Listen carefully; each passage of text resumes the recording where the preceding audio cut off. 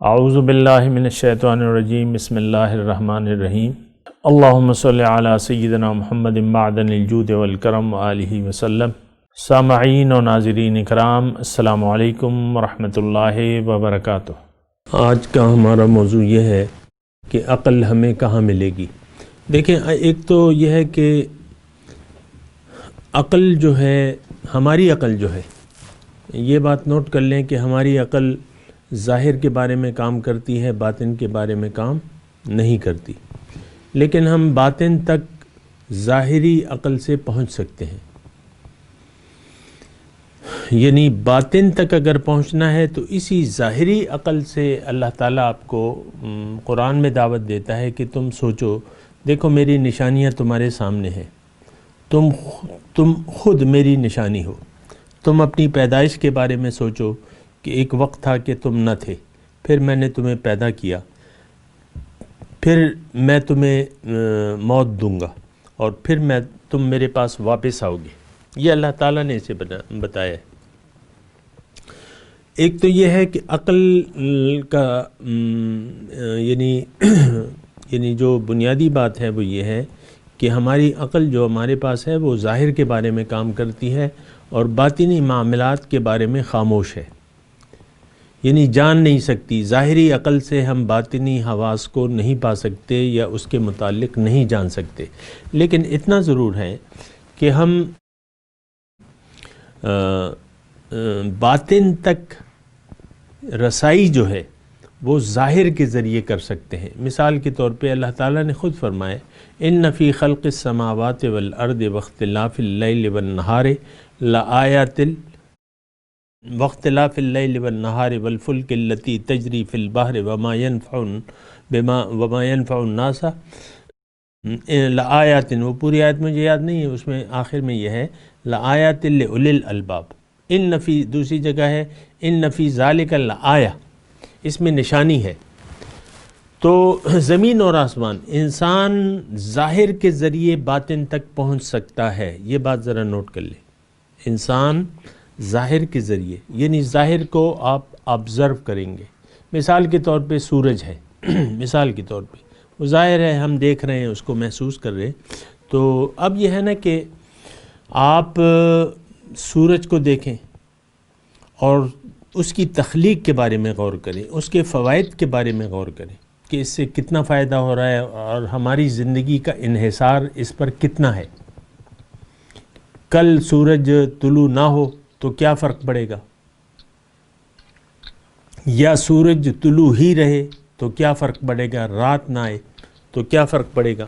تو آپ یعنی یہ اس کے بعد جو دیکھیں آپ اس کی تخلیق کے بارے میں کہ سورج کو کس نے بنایا ہے۔ سورج کی جسامت کے بارے میں آپ نے سنا ہوگا کہ اس میں لاکھوں، اتنا بڑا ہے کہ لاکھوں ہماری جتنی دنیایں ہیں وہ اس میں سما سکتی ہیں، لاکھوں دنیایں۔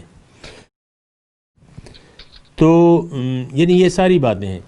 تو آپ باطن تک عقل کے ذریعے رسائی حاصل کر سکیں، باطن کی حقیقت تک کہ اس کا خالق کون ہے، اس کا مالک کون ہے، پھر اپنے بارے میں غور کریں۔ اللہ تعالیٰ ہمیں دعوت دیتا ہے کہ هل اتى علی الانسان حین من الدہر لم یکن شیئا مذکورا، انسان پہ ایک وقت ایسا تھا کہ یہ کوئی قابل ذکر چیز نہیں تھا، یعنی تھا ہی نہیں، تھا نہیں تو اس کا ذکر کون کرتا۔ لیکن ہم سب ایک وقت میں ایسا تھا کہ ہم تھے ہی نہیں۔ مثال کے طور پہ اپنے بہن بھائی، اس میں بھائیوں میں سب سے چھوٹا ہوں، میں اپنی مثال دے رہا ہوں، اور 63 سال 65 سال پہلے میرا نام و نشان نہیں تھا۔ نام تو جب ہوا جب میں وجود میں آیا، اور اس کے بعد نام رکھا گیا، لیکن 65 سال پہلے تو میرا کوئی ذکر ہی نہیں تھا۔ میرے 4 بھائی تھے، وہ کہتے ہیں ہم تو 4 بھائی ہیں مثال کے طور پہ، لیکن جب 5 ہو گئے تو تب میرا نام آیا کہ ہاں ہمارا ایک بھائی اور بھی ہے۔ تو میں یہ کہہ رہا ہوں کہ ہر چیز کے بارے میں، اور قدرت ہمیں نظر آتی ہے، اس کائنات کے پس پشت ہمیں اللہ کی ذات محسوس ہوتی ہے کہ ایک ذات ہے جو خالق ہے، جو مالک ہے، جو بنانے والی ہے، جو مصور ہے۔ تو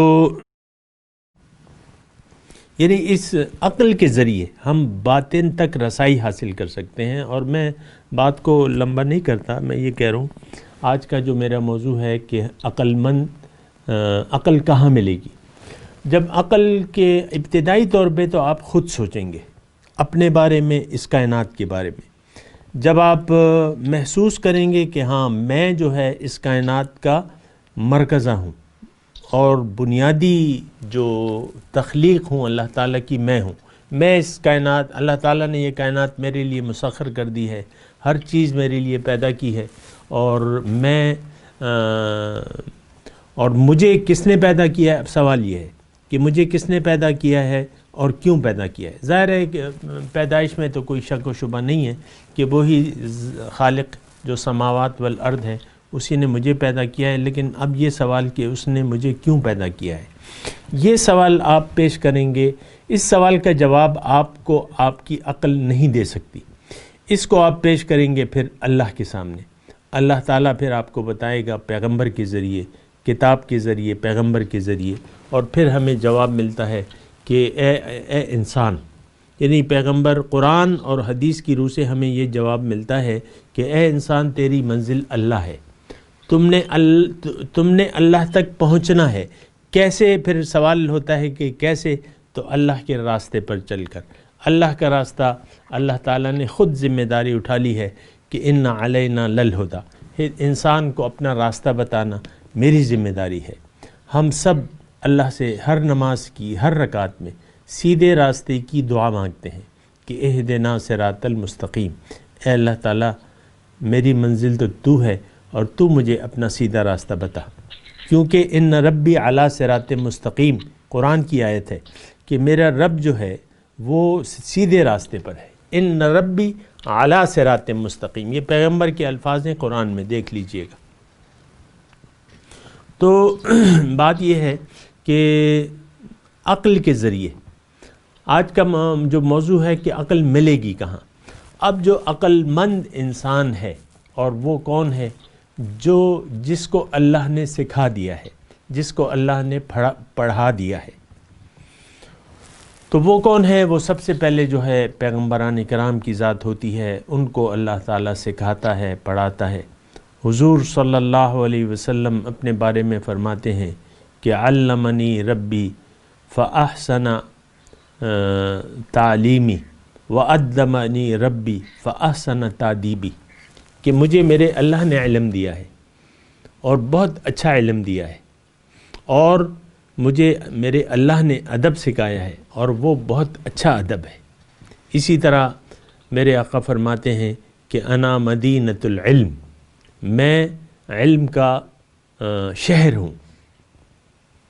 اب ظاہری سبق اگر آپ کہتے ہیں کہ مدرسوں میں تو کہ وہ پڑھے نہیں تھے، وہ تو نبی امی تھے، لیکن اللہ نے اس کو علم دیا تھا، اللہ نے ان کو علم کا خزینہ قرار دیا تھا، اور پھر علی اس کا دروازہ ہے۔ خیر اس کی پھر تفصیل بعد میں کر لیں گے، لیکن میں کہہ رہا ہوں کہ آپ کو علم ملے گا علم والوں کے پاس۔ علم والا جو ہے حقیقی العالم الغیب والسماوات اللہ کی ذات ہے، پھر رسول کی ذات ہے، کیونکہ اللہ تعالیٰ نے پھر وہ علم جو ہے، یعنی زمین اور آسمان کے جو حقائق ہیں وہ اللہ تعالیٰ نے ان کو دکھا دیے ہیں۔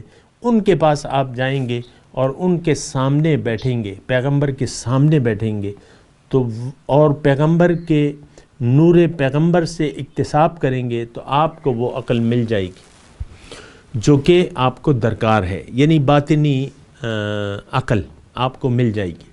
یعنی یہ میں زیادہ اس کی تفصیل نہیں کرتا، وہ جو کچھ پوچھے گا تو پھر مزید اس کی تفصیل کر لیں گے، لیکن آج کا جو میرا موضوع ہے وہ یہی ہے کہ عقل آپ کو ملے گی کہاں سے۔